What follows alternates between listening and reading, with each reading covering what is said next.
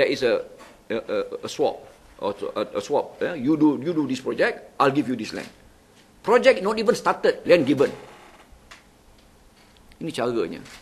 Ini cara urus takbir dan takbir urus. This is the governance, the bad governance of Barisan Nasional. And this is the government that's now wanting to get back this state, the richest state. Because they want to keep on plundering the state. Itu saya marah. Mereka tak tahu. Habis-habis hari-hari 24 jam, 24/7, we get whacked in the mainstream media. The rakyat do not know how this hutang-hutang ni pertama-tamanya berlaku. Mereka buka muka sadin je, buat muka tak malu untuk mengatakan bahawa. And when they collected none. Baik, saya teruskan. Apa yang biaya kami lakukan? Berapa banyak yang dapat kami pungut? Baik. Setelah pertama-tamanya, setelah diaudit oleh Kerajaan Pakatan Rakyat dan pengesahan hutang itu telah dibuat, the confirmation of debt, ya. First stage is to confirm the existence of that debt. So we did that. First, confirmation of debt. Itu langkah pertama. Kerajaan Selangor telah memasuki selepas daripada itu 2 perjanjian untuk mendapatkan talam membayar hutang. Dipanggil sebagai Debt Settlement Agreement dan satu lagi the Global Settlement Agreement, GSA dan Debt Settlement Agreement. Nanti saya terangkan. Saya tak mau membosankan anda dengan banyak sangat technical term, tapi yang saya hendak highlight adalah perkara-perkara yang penting je. Ya. Proses yang dilakukan oleh proses yang dilakukan oleh kerajaan negeri ini, saya yakin mereka tak faham. Baik. Kenapa saya kata mereka tak faham? Mereka menggunakan 2 istilah. 1, bayaran. 2, menggunakan wang kerajaan negeri. Baik. Kalau ada pen, saya memang nak mengajar begini lah. Pen dengan whiteboard memang saya nak mengajar. Okey, saya permudahkan pada anda. Saya yakin anda boleh faham. Ya? Ceritanya begini.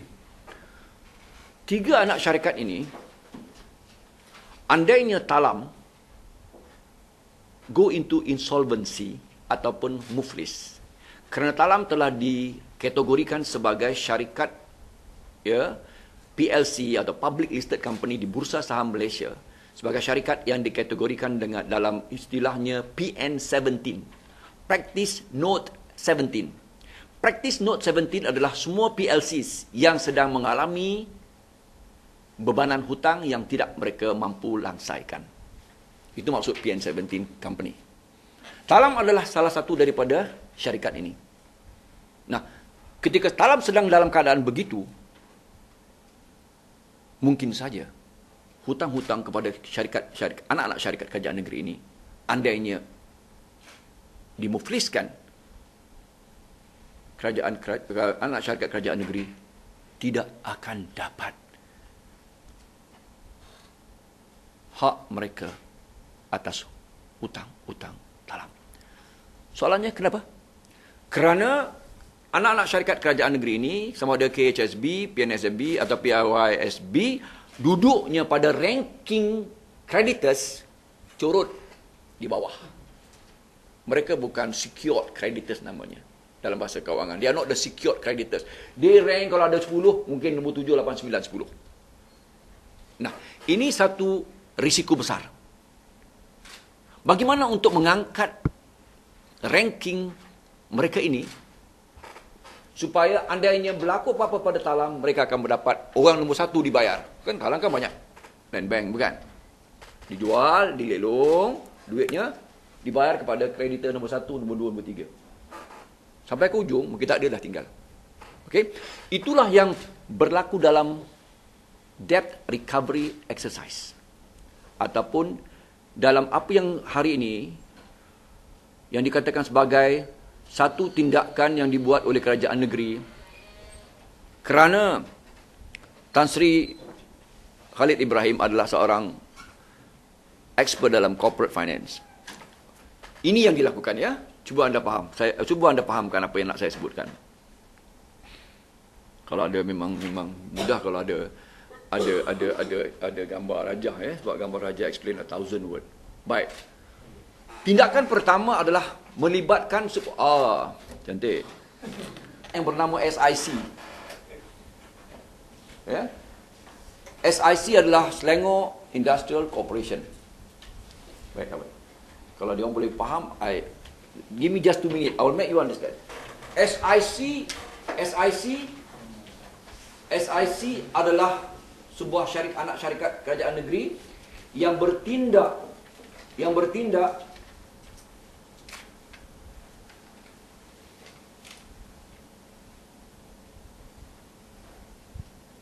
mengambil alih hutang-hutang 3 anak syarikat itu daripada Talam. Boleh faham? Maksudnya mereka, this is apa yang dikatakan sebagai pemindahan debt. Ya, SIC pinjam CIMB. Ini semualah ni yang dia katakan. Tengok dia kata. Inilah dia menggunakan duit rakyat ni. Tapi saya minta anda faham ya, dulu ya. SIC meminjam CIMB 392 juta. Setelah dikenal pasti bahawa Talam berhutang 392 juta, SIC bertindak meminjam daripada CIMB untuk hanya tidak silap saya tidak lebih pada 2 hari pinjaman itu. Sebab anda akan faham kenapa 2 hari. Setelah mendapat 392 juta, membayar kepada kerajaan negeri untuk mengambil alih hutang Talam itu daripada 3 anak syarikat, apa tadi yang saya sebutkan, KHSB, apa lagi, PYSB, dan satu lagi PNSB, permodalan PNSB, Permodalan Negeri Selangor Berhad. Jadi mereka 3 ini dah tak hutang-hutang mereka telah diambil alih oleh SIC. Ya.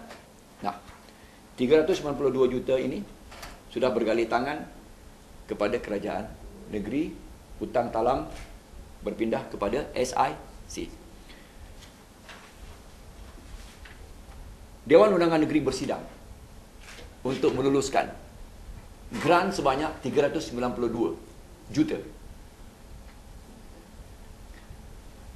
yang akan diberikan kepada MBI, Menteri Besar Incorporated, yang akan bertindak mengambil balik hutang yang sedang berada di tangan SIC.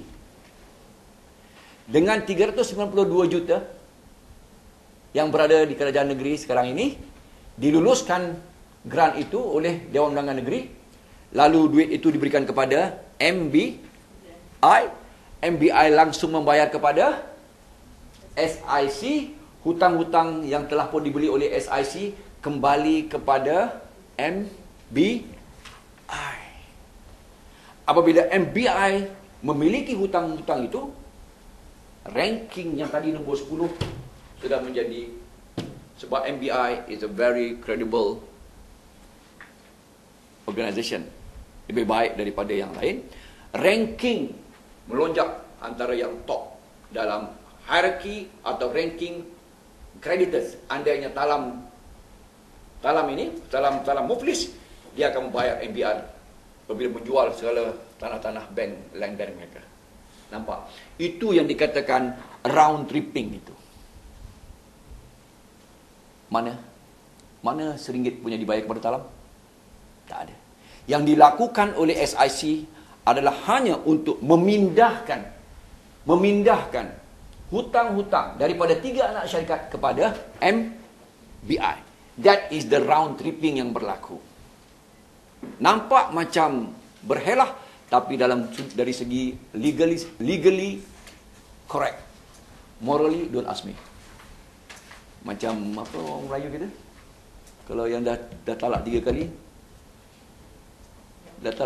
apa, kahwin Cina buta, macam tu kan. Dia ada macam tu perumpamaan dia, kalau nak bagi mudah faham lah ya. Dia ada kahwin, lepas tu kau boleh member kahwin, lepas tu jangan tidur dengan isteri, lepas tu member cerai, isteri kita boleh kahwin balik. Macam tu. Macam bunyi macam tak betul lah, tapi ada dalam undang-undang itu, ada dalam peruntukan itu. Begitu juga. Because sebab apa? SIC pinjam, bayar kepada kerajaan negeri dapat buat Dewan Undangan Negeri Pindahkan grant 352 itu, bayar kepada NBI. NBI guna balik bayar kepada SIC. Hutang 3 anak syarikat telah kembali kepada NBI. Sekarang ini NBI, sebab itu NBI punya kuasa untuk menuntut hutang-hutang itu pada Talang. That is a round tripping, you call it. Dia ada nampak in one circle, bukan? Round trip. Apa kos semua ini? Kosnya hanya SIC, pinjaman SIC dalam cost of borrowing tadi. Tak silap saya kurang daripada 40,000 saja untuk mendapatkan 392 juta.